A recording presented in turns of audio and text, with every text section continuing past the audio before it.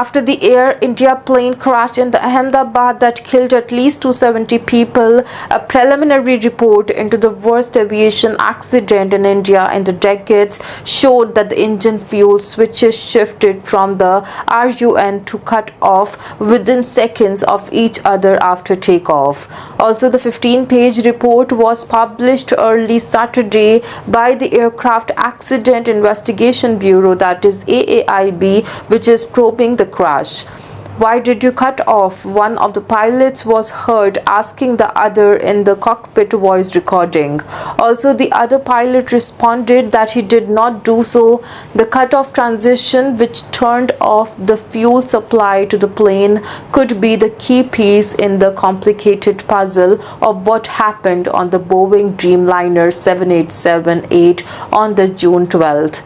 Moments later, switches of both the engine of the London-bound plane were transitioned from the cut-off to the run, indicating the pilots tried to salvage the situation as per the data from Enhanced Airborne Flight Recorders, that is EAFR. The 787 Dreamliner and the other commercial planes have more than enough power to complete a takeoff on a single engine, and pilots are well prepared for what and that the event if that happens. Also, when the fuel control switches are moved from the cut-off to the run while the aircraft is in flight, each engine's full authority dual engine control, that is FD DEC, automatically manages a relight and thrust recovery sequence of ignition and fuel introduction, said the report. The key takeaway from the reports are here.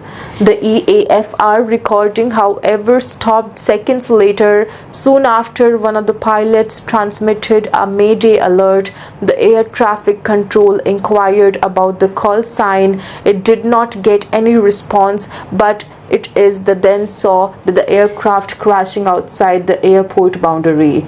The aircraft, fully loaded with fuel, quickly lost altitude and slammed into a hostel for the medical students, where it exploded, killing all but one of the 242 individuals on board and around 30 people on the ground in the hostel. Also, it was the airborne for only 32 seconds. The aircraft was piloted by Captain Sumit Sabharwal, a line training captain with 8,200 hours of flying experience, assisted by the first officer Clive Kundar, who had logged 1,000 flying hours. Also, the report said both pilots were medically fit and rested with adequate experience.